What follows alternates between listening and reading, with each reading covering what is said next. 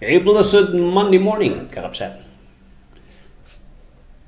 We thank the Lord in the sustaining grace tunggal may sa kadatayo throughout itinapalabas week. And on this first day of the week, manan, we thank the Lord iti pribilehyo nga tad na kadatayo nga agbyag, masustinar tayo ti asina, and ure kanya ti pribilehyo nga mangidanon ti minsay iti sao ti Apo kada kayo kakapsat. I thank the Lord iti daytoy nga sinipon. Throughout the week, kan uray pa man iti napalpalabas nga weeks, I have been questioned iti nagadung kakapsat concerning iti maysa nga issue. And honestly, on this issue, in tatal na kahanak nag-reply because I am thinking if I am going to discuss dito nga topic, I might offend a lot of my friends who are believing iti dito nga takder. I took time, nagtugaw and prayed for it on how I can properly explain kada kayo noon niya iti sumbat iti sao ti Apo may panggap dito. But honestly, itinunag ko, no hakong ibagamat iti sumbat ti salud studio, katluklukok kulmat da kayo because sincere nga agdamdamag kayo iti maysa nga issue, and yet iakawan ko lang nga hangko nga sumsumbatan iti usto. Makonsensya nga I am not already telling the truth. I am already trying to please people tapno handang umikat nga agbuya. And I find that unfair iti truths iti sao ti Dios. I find that nga unfair ti sangwanan iti Dios and unfaithfulness ti sao ti Dios because adamat ti sumbat ti sao ti Dios may panggap deta nga issue, and yet I am not talking about it. Today, I'm going to talk about this issue nga sasalsudon nyo kanya tinabayag concerning iti leadership ti church. Usto kati nga ti agbaling nga leader iti church ket babae. Does the Bible permit? Does God permit? Is there any mandate or authority nga naitad kadag iti babae nga agbaling nga overhead leader in the church? Today, iti book iti 1 Thessalonians chapter 2 verse 11 hingga iti 15, the Bible has something to say about this question concerning the issue. And iti summary nga sumbat iti daytoy nga saludsod ket the Bible and God does not allow women to be the overall leader in the church. Awan ti pamalubos iti Dios ijay. Kitaan tayo verse 11. Let the woman learn in silence with all subjection. Dayto iti lugar iti babae iti church. There's something wrong iti every church nga paspasturan ni Timothy dayto Ephesus. Adamat iso nga pastor nga mangidadaulo nga nadutukan nga mangituray na ordained Apostol Pablo nga iso ti mga sikaso diti church ti Ephesus ngam dayto iti nangyari.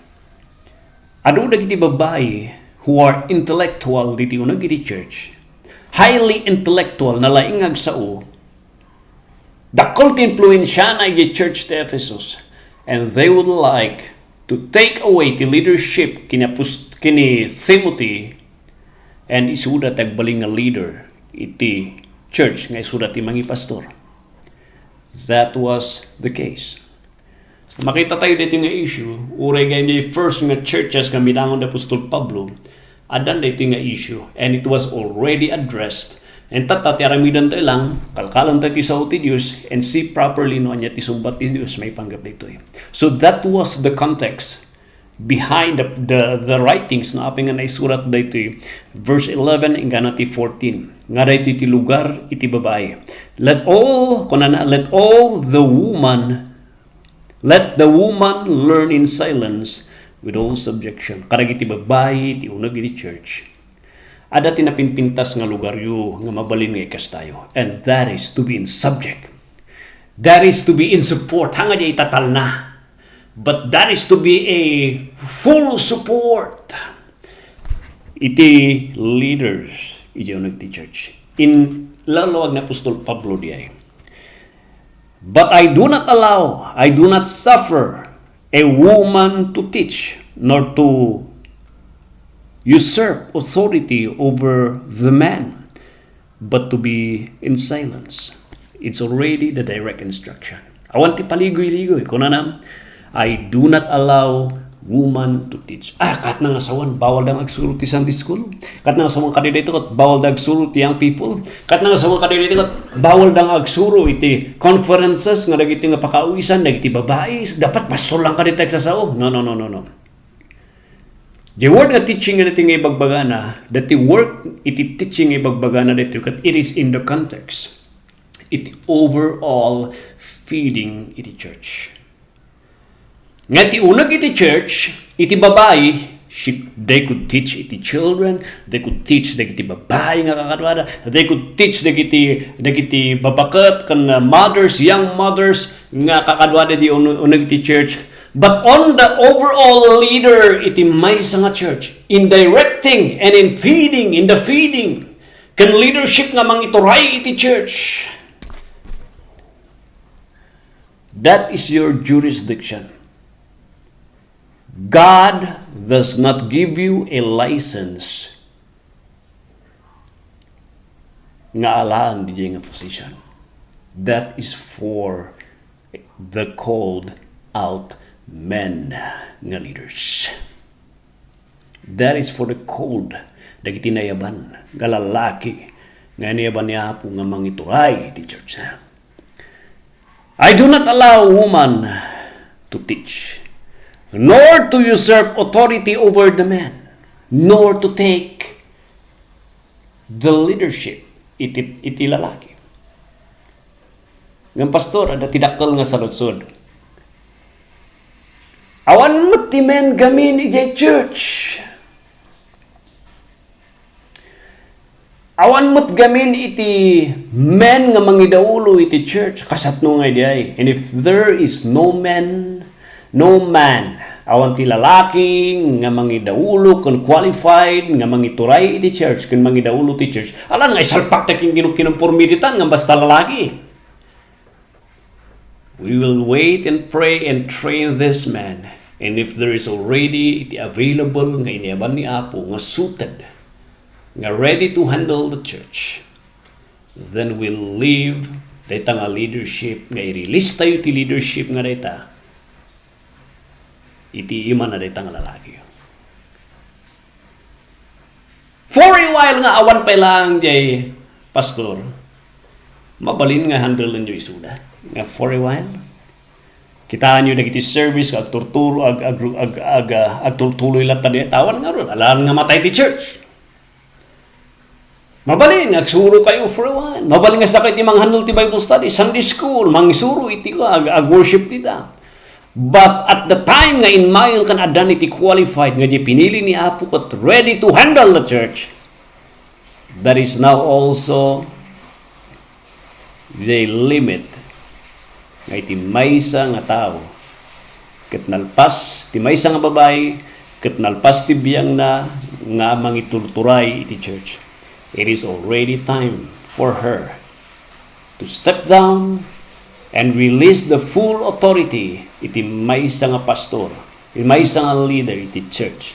Ginayaban nga pastor nga diay, iti church nga diay. So that is the instruction iti sao iti Dios. I also understand siguro sa lutsunan na kami, pasat nung ngay pastor, da kayo nga fundamental baptist, adamat ti Bible woman. Agpaiso, adat ti awag mi nga Bible woman. But this Bible woman has their own jurisdiction in the leading of the church. iti nagapuak nga association, we do not allow the woman, this Bible woman, women nga mang-handle kan over so that mang take over iti leadership iti church.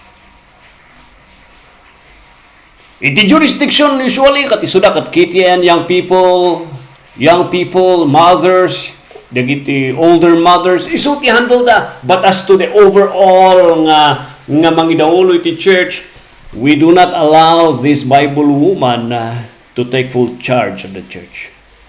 Siguro ada naging Bible woman ijay nga for a while kat awan ti pastor da, sukas lamot lang dagi ko babae nga pa so that imang handle ng gana di chimpong of perfect nga time nga dan di pastor. We encourage the Bible woman to release the full leadership and give it ginayaban nga pastor. Ada dagiti amupay nga evangelism nga under the association with napalabas where they are good evangelists kun mangurnong ti grupo nga mangituloy ti trabaho ti Dios. They could really preach the gospel and they could really gather people nga nalaka. They have the gift nga magbuo iti church. Ano pi man tinabangon. But when the pastor is already called to take charge iti trabaho ti Apo, these preachers nga evangelists nga babae nga mamumi, we encourage them to release the leadership to this new called pastors nga inmay and let the full leadership be given dagiti lalaki nga dagita. Ada dagiti na dumami nga kaamamu nga kaistorya nga hanaman na kahit nga ibatan.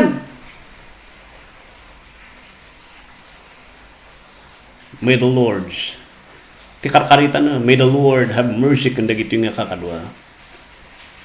The Bible and God does not like nga magulo ti trabaho na.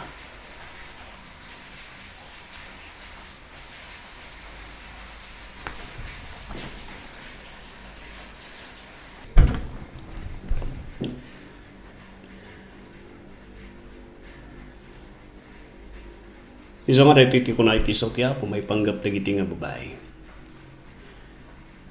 Ano na giti babae nga iniaban ni Apo Diyos?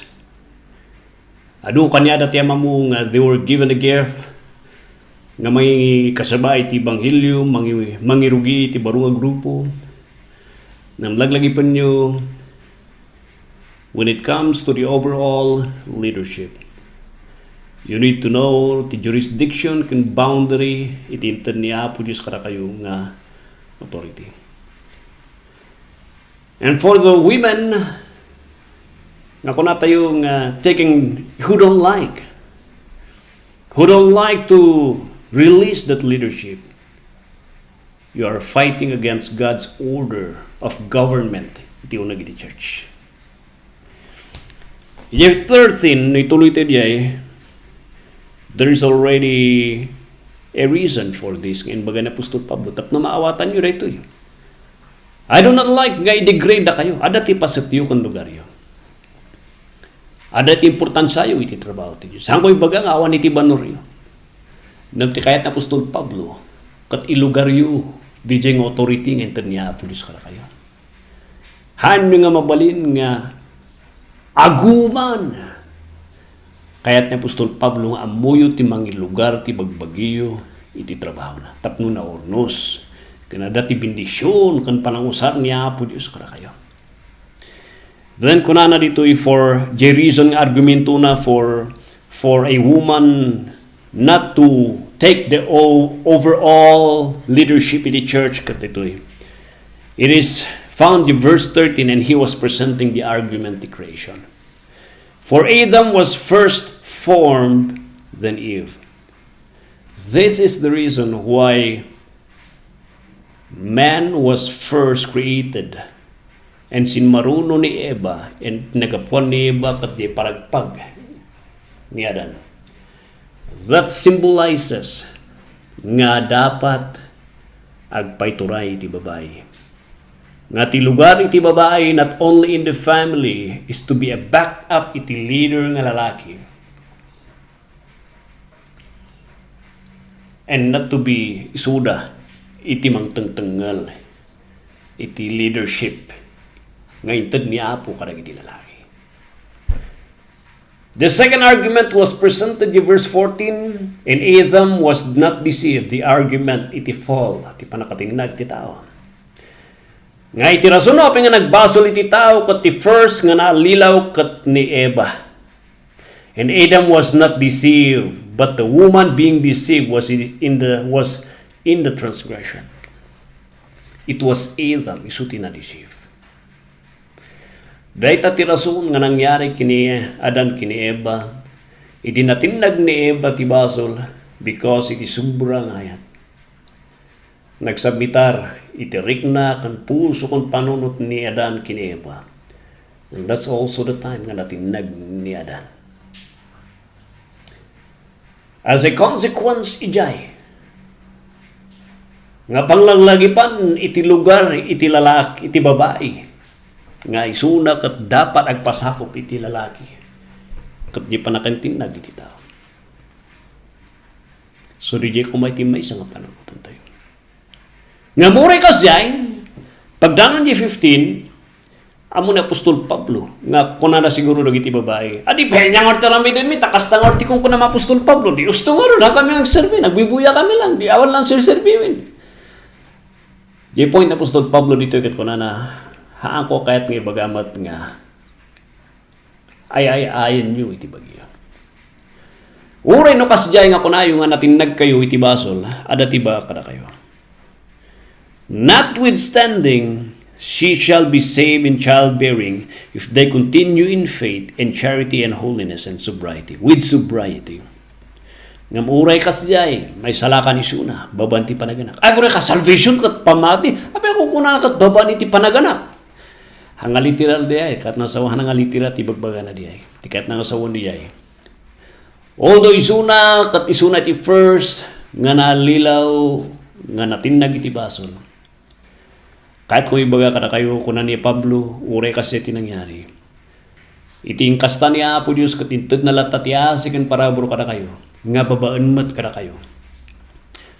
Dagiti anak yu, dagiti agbalin nga papuyo, nga asidog kada kayo, nga nagapu kada kayo, nga inanak yu, nga dadu iti chimpo nga mangkaduan yu kanyada. Babaan mat kada kayo nga babae. Babaan iti pamati, ayat, kan kinasanto iti biyagyo, kan kinalimpyo, nagyusan, managsamitar, nga panagbiagyo, ihimplo iti biyagyo. Adu dagiti anak yu, dagiti apapo yu, nga makamamukin ni Apo Diyos. When da kayo iti muna nga nalilaw, na makumot nga usaron di nga argumento nga pangayay-ay kada kayo nga babae, nga i-degrade ko da kayo nga babae. No, ada tinamna mga inted ni Apo Diyos kada kayo. And that is, babaan mat lang kada kayo. Adu dagiti anak. Nagbiag kayo agtuloy nga napudno. Adu kanya dati may amu. Kin mabangon. Kin may turong. Kinapudno ti panakay salakan nga babaan kini Kristo.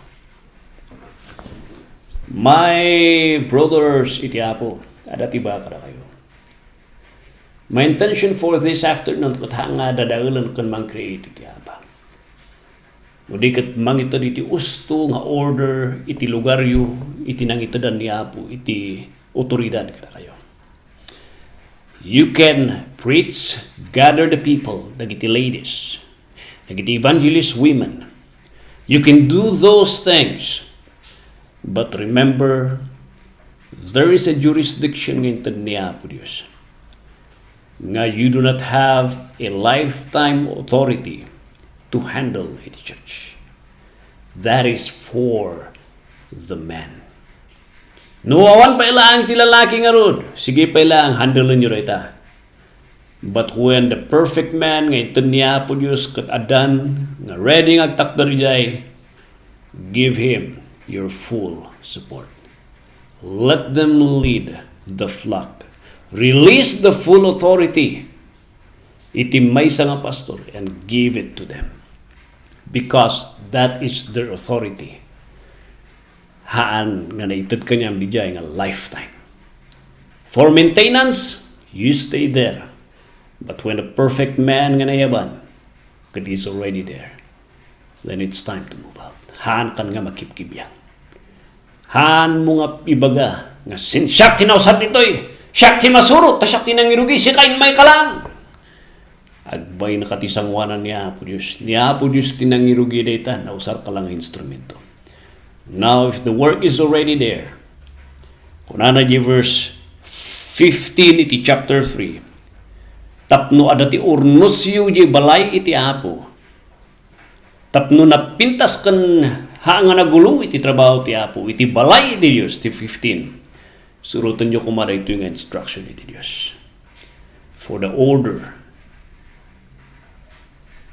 and proper maintenance, iti panagtuloy nga trabaho iti Diyos. So God bless, Kapsat, and hoping this gives clarification concerning iti leaders, iti babae. They could preach. I heard a lot of them, and they are well preachers. But on the overall leadership in the church, there is a limited jurisdiction, God-given jurisdiction, nga naitid kanyada in the handling data. And that is, no adan di full-time nga pastor jay. Iti biyang nagiti babae nga nagitoy is to surrender to the leadership of the man. Not to be the overall nga leader pala. So God bless, Kapsat, and thank you very much.